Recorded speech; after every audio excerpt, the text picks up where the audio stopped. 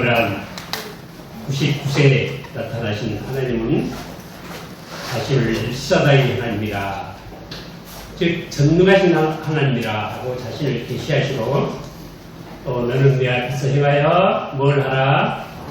완전하라고 이렇게 말씀하셨습니다. 그리고 2절부터 언약이라는 말씀이 계속 나오는데요. 언약이 몇 번 나올까요?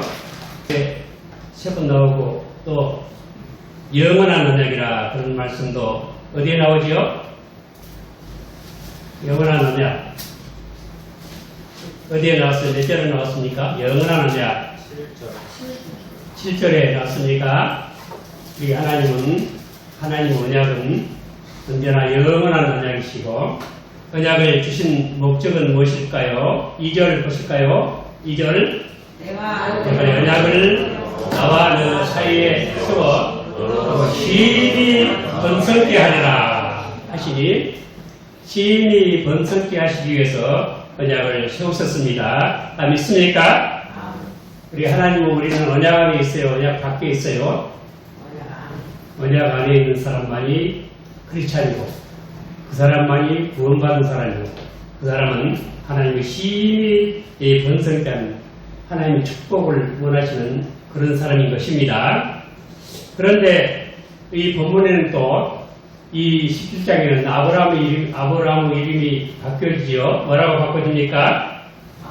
아브라함이라고 바꿔집니다. 그리고 이 하나님 언약에 이 세 가지 요소가 들어있어요. 5절 보실까요? 5절에 5절 다 같이요. 이제 흐르는 내 이름을 아브라함이라 하지 아니하고 아브라함이라 하리니 이는 내가 너로 열국의 아비가 되게 하니라. 또 다음에 6절 내가 너로 심히 번성케 하리니 나라들이 내게로 쫓아 일어나며 열왕이 내게로 쫓아나리라. 이것이 심히 번성케 되는 내용이에요. 이렇게 하나님께서 언약을 주셨습니다.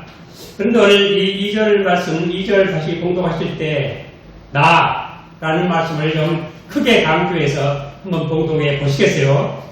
내가 내 언약을 나와 너 사이에 세워 너로 심히 번성케 하리라 하시니, 언약을 누가 주셨습니까?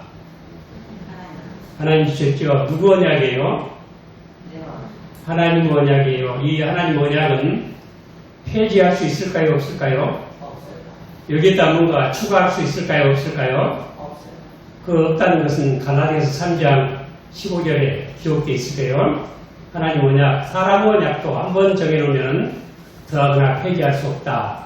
하나님 언약을 절대로 폐지할 수가 없습니다. 그런데 이 나라는 말을 왜 강조했는가 하면은, 이 말씀 여러분 출애굽기 3장 14절이지요. 모세가 호렙산에서 하나님 만났을 때 이름 보았죠. 누가 보냈다고 할까요? 내가 애국에 가서 하나님이 보내셨다 그러면 그 어떤 하나님이 보내셨다고 할까요? 하니까 하나님이 자기 이름을 계시하셨어요. 그 하나님 이름이 뭐죠?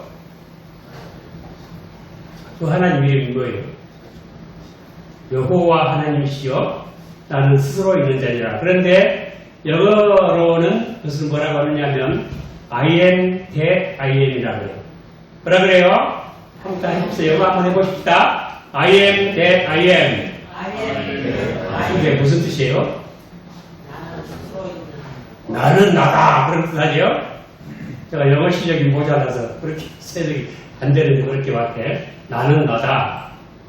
나는 어떤 근거에 의해서 존재하는 그런 존재가 아니다. 내 자체가 존재의 근원이다. 나는 누구 때문에 이 세상에 있는 것이 아니고 무슨 이유 때문에 있는 것도 아니고 내 자신 스스로 있는 그런 존재다. 나는 스스로 있는 자다. 그 이름을 우리가 여호와 하나님이라고 하셨고, 이 하나님 여호와 이름을 하나님께서 기념축을 하고 이렇게 주셨습니다. 그래서 우리는 이 여호와 하나님인데, 이 나라고 하는 이 말씀 굉장히 중요합니다. 여러분 요한복음에 예수님께서 나는 뭐라고 7가지를 말씀하신 거 잘 모르시겠죠? 나는 생명의 떡이다. 또 나는 세상의 빛이다. 나는 양의 문이다. 나는 선한 목자다. 그리고 나는 부활이요 생명이다.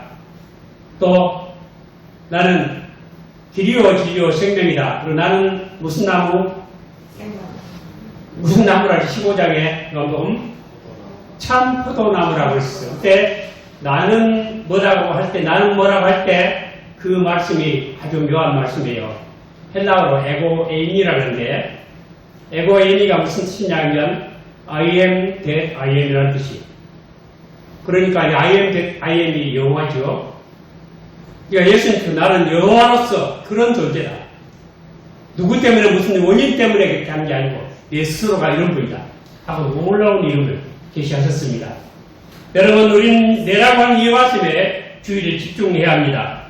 나라고 하는 유일하신 하나님 외에 우리의 신앙의 근거는 전혀 없습니다. 나라고 자기를 소개하신 그분만 우리는 믿어야 합니다.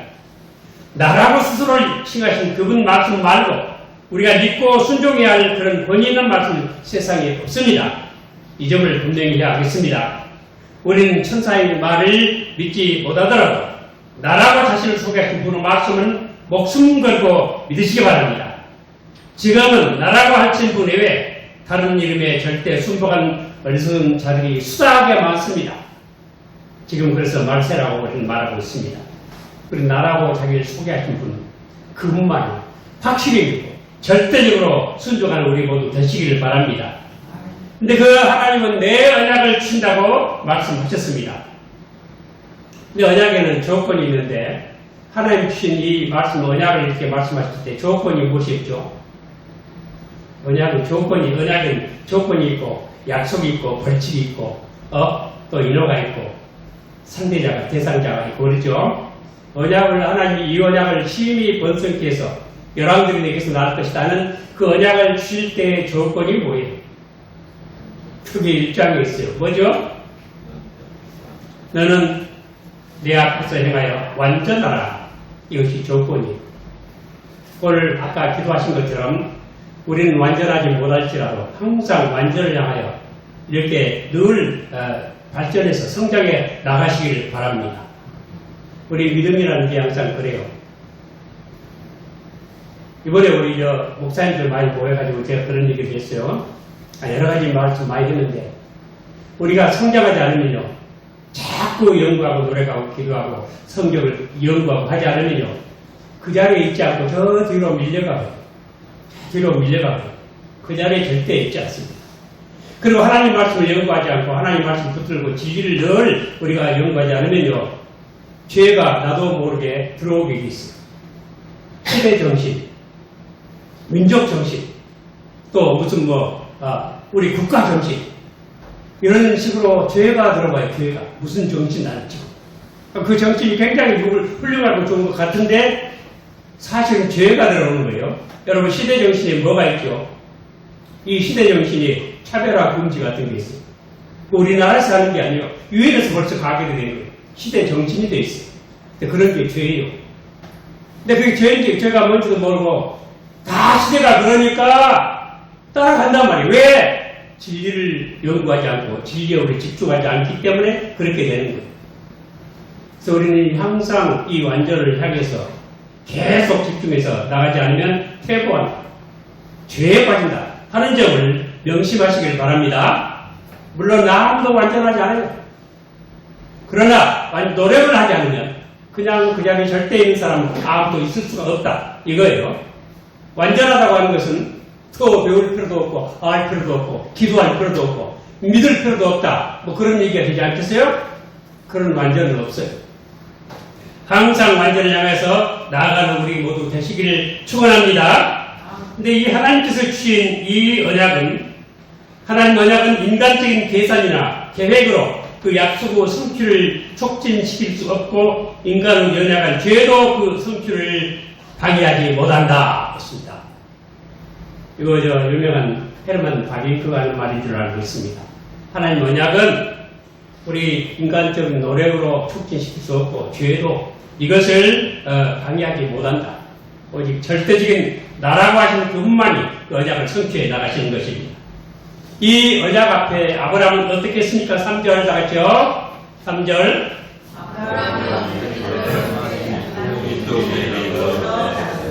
아브라함은 그 앞에서 엎드렸다고 말씀을 하셨죠. 엎드리는 건 무슨 표시입니까? 경외의 표시죠. 즉 하나님의 권위를 인정하고 그 언약 앞에 절대적으로 복종하고 언약의 사람이 되겠습니다 하는 침묵으로 표현된 신앙 고백이고 또 이렇게 말하는 하나님께 대한 예배인 것입니다. 우리도 이런 고백을 항상 할 수 있길 바랍니다. 오늘 책임을 만한 한마디 말씀 뭐가 있죠? 다 같이요. 하나님을 감사하며 인정하는 것이 그분의 뜻을 향한 최고의 방법입니다. 네, 가만히 침묵하는 것도 하나님에 대한 큰 섬김이 될 수 있습니다. 여러분들 홍해 바다를 하나님의 정품으로 이렇게 가르칠 때 너희들은 잠잠히 하나님만 바라라고 모세가 그랬죠. 가만히 참고 기다리는 게 좋아요. 불평불만하지 말고 사람의 생각 여부여부 하지 말고 가만히 참는 것도 하나님에 대한 섬김인 줄 믿으시고 우리도 아브라함처럼 엎드린 자세로 항상 신앙 생활하시기를 바랍니다. 그런데 아브라함의 이름이 아브라함에서 아브라함으로 바꿔주셨죠. 그래서 아브라함은 귀인의 아버지, 귀한 소리의 아버지라는 뜻이고 아브라함은 뭐죠? 열국의 아버지라는 뜻입니다. 근데 하나님의 언약과 비교를 해볼 때 여러분 이 언약은 세 가지 특성을 가지고 있어요. 이 아브라함이 이걸 바꾸는 것은 어떤 특성일까요? 한번 생각해 보세요. 첫째 특성은 언약은 본질은 변하지 않지만 늘 형식은 다양하게 달라진다. 첫 번째 특성이요.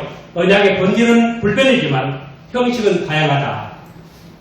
여러분 처음에 창세기 3장 15절에는 여인의 후손이 뱀의 머리를 깨뜨릴 것이라고 그런 식으로 나왔지만은 아브라함에게는 또 다르지요. 이렇게 복을 주시고 번성케 하신다 말씀하시고 다윗에게 또 달라요. 사무엘하 7장에 나옵니다. 그리고 우리 예수님은 무슨 언약이에요? 예수님은 새 언약이죠. 피로 세운 새 언약입니다. 형식은 다 다르지만 본질은 같아요. 하나님께서 이루시는 것입니다. 그리고 두 번째는 언약은 유기적 성질을 가지고 있습니다. 그래서 유기적이란 말이 무슨 뜻이에요? 언약은 아브라함 혼자에게만 주신 것이 아니고 그 후손들에게 그리고 후손 때문에 여러 민족들에게까지 주신 것이고 그 언약이 우리 한국 사람에게까지 왔습니다. 이것은 언약의 두 번째 특성에 있다는 거예요. 세 번째는 언약은 일방적인 하나님의 계시 있지만은 사람의 이성적이고 도덕적인 그런 본성을 충만히 존중하는 방식으로 언약이 실현된다 하는 점이에요. 그러니까 언약은 하나님이 일방적으로 주셨지만 사람의 이성적인 도덕적인 본성을 충만히 존중을 하죠. 그래서 완전하라. 그 말씀이에요.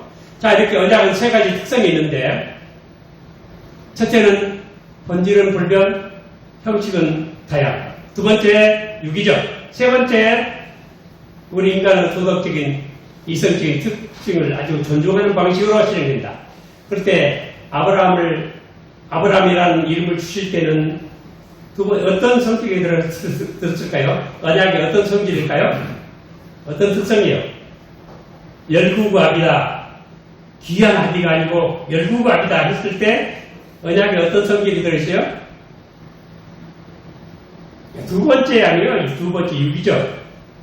너 혼자만 복을 받을 게 아니고 열국이 다 이 언약에 참여해서 너같이 복을 받을 것이다 하는 그런 의미예요. 거기에 우리 한국 사람도 들어있습니다. 왜 그런가? 갈라디아서 3장 8절로 9절을 보십니다. 또 하나님이 이방을 믿음으로 말미암아 정하실 것을 성경이 미리 알고 먼저 아브라함에게 복음을 전하되 모든 이방이 너를 위하여 복을 받으리라 하였으니 그러므로 믿음으로 말미암은 자는 믿음이 있는 아브라함과 함께 복을 받느니라 하셨습니다. 우리 한국 사람이 여기 아브라함 언약에 들어갔어요? 안 들어갔어요? 들어갔죠. 왜냐하면 아브라함과 같은 믿음을 우리도 갖고 있기 때문에. 있습니까? 하나님께서 아브라함에게 딱 언약을 주신 것은 요즘 농사하는 것과 같아요. 이제 6월달 됐는데 시골에 살 때 보면 4.19 무렵에 벼씨를 뿌려요. 벼. 그리고 5.16 무렵에 이종을 해요. 그러니까 이렇게 4.19 무렵에 모자리 팔을 만들고 5.16 무렵에 이제 노래다 심어요. 벌써. 모자리 팔에 모종을 딱 한 군데 집중해서 조금만 해다가 이렇게 벽지를 뿌려요. 그것과 똑같아요. 하나님께서 아브라함에게 또는 이스라엘 민족이 언약으로서 이스라엘 민족을 하나의 모자리 판으로 만들어서 거기에 언약의 씨를 뿌리고 나중에 이제 때가 되면 이종하는 것처럼 온 세계에 복음이 전파되도록 그렇게 하신 거예요. 그때가 바로 우리 예수 그리스도의 시대, 예수님 오실 때요. 이와 같이 하나님께서 그 복을 주셨습니다. 그래서 우리 한국 사람도 아브라함의 언약에 참여하고 아브라함의 믿음과 같이 믿음을 가질 때 우리도 이 심히 번성이 되는 축복을 받게 될 줄로 믿으시길 바랍니다. 그런데 6절에 또 보십니다. 나라들이 내게로 쫓아 일어나며 열왕이 내게로 쫓아가리라 했습니다. 이 열왕은 무엇을 의미하는가? 열왕, 많은 왕들이 날 것이다. 구약이 예수님을 그리스도라고 그러죠. 예수 그리스도 그러죠. 구약의 그리스도는 예수가 그리스도다 하는 것을 구약에 6가지로 상징을 하고 있죠. 그 6가지가 뭐냐면 한마디로 말하면 이런 거예요. 인사, 직제, 율례. 한번 따라해 봅니다. 직제, 율례. 무슨 말이냐면 이런 인물 뭐예요? 인물을 통해서 예수님을 이렇게 미리 예표하셨다는 거예요. 그리고 물은 사는 사건을 통해서 예수님을 가르쳐 주십니다. 홍해바다를 받는 석간이랄지 또 불뱀 사건도 있죠. 장대에 달린 우리뱀 예수님 십자가를 상징하는 거죠. 이와 같이 인물 솔로몬이나 다윗이나 또 욥이나 이런 인물 아브라함이나 모세나 이런 분들 또 노아나 예수 그리스도의 상징이에요. 인물 그다음에 사건 그다음에 뭐죠? 직제 그렇죠. 그것은 직분은 뭐죠? 선지자, 제사장, 왕들이 누구 상징이에요? 예수님 상징이에요. 그러니까 많은 열왕들도 예수님 상징이에요. 그리고 제도 안식일 제도랄지 여러 가지 제도가 있죠. 무슨 절기들 있죠? 3대 절기 있죠? 이런 것들이 다 그리스도의 상징이에요. 그리고 율법도 그리스도의 상징이에요. 율법은 뭐냐면 첫째는 하나님은 이와 같이 거룩하신 분이시다. 그리고 두 번째는 너희 사람은 틀렸다. 세 번째는 그러므로 예수 믿어야 한다 이거예요. 그래서 율법은 예수 그리스도의 상징이에요. 어떤 것이 바랍니다. 그리고 예식들 여러 가지 심는 예식들 뿌리는 예식 하는 것도 예수 그리스도의 상징이에요. 그래서 구약의 모든 6자 뭐죠? 직, 율례는 바로 모든 구약의 이런 것들이 예수는 그리스도다 하는 것의 상징이라는 뜻이에요. 여러분 알아두시기 바랍니다. 그러므로 이 열왕은 누구의 상징입니까? 열왕은 다 예수 그리스도의 상징이에요. 그리고 또 그 후손은 누구 뜻일까요? 내 후손에서 난다. 후손은 누구예요? 그것은 갈라디아서 3장 16절에 보면 여러 자손을 말했지만 모든 자손이 아니고 딱 한 자손을 가리키는데 그 자손은 바로 그리스도다 하고 말씀하고 있습니다. 그러니까 또 가나안 땅을 친다고 하셨죠. 가나안 땅에서 살죠. 우리가 땅에 거처하고 살죠. 여러분 에베소서 한번 읽어보세요. 그 안에 그리스도 안에서 그 안에서 예수 안에서 예수 그리스도 안에서 in Christ 그리스도가 우리 주소라는 뜻이에요. 우리 주소. 우리가 그 안 주소. 영적인 의미예요. 이것들이. 그래서 하나님의 언약은 세 가지. 후손의 언약, 땅의 언약, 그리고 통치권 언약이요. 열왕들이 통치하죠. 이것은 모두 누구를 상징합니까? 이것은 창세기 1장 28절에 나온 말씀이에요. 하나님께서 그들에게 복을 주시며 그들에게 가라사대 때 생육하고 번성하여 땅에 충만하라. 땅을 정복하라. 바다의 고기와 공중구시와 땅을 움직이는 모든 생물을 다스리라. 후손의 축복, 땅의 축복, 통치권의 축복인데 이 세 가지 축복이 다 예수 그리스도의 상징이라고 했어요. 그래서 예수님은 요한복음 5장 39절에서 내가 성경을 성경에서 영생을 얻는 줄 알고 성경을 상고했거니와 이 성경이 다 나를 가리켜 말씀하시는 것이다. 그러셨어요. 하나하나가 예수 그리스도예요. 그러니까 이것은 뭘 말하냐면 사실 세상을 하나님이 지으신 목적이 뭘까요? 그것은 하나님 나라의 지상 건설에 있어요. 그래서 그 후손은 하나님 나라 백성이요. 그 땅은 하나님 나라 영토요. 그 통치권은 하나님으로 통치권이요. 그래서 하나님이 나중에 여기 8절에 뭐라고 하셨죠? 8절 보세요.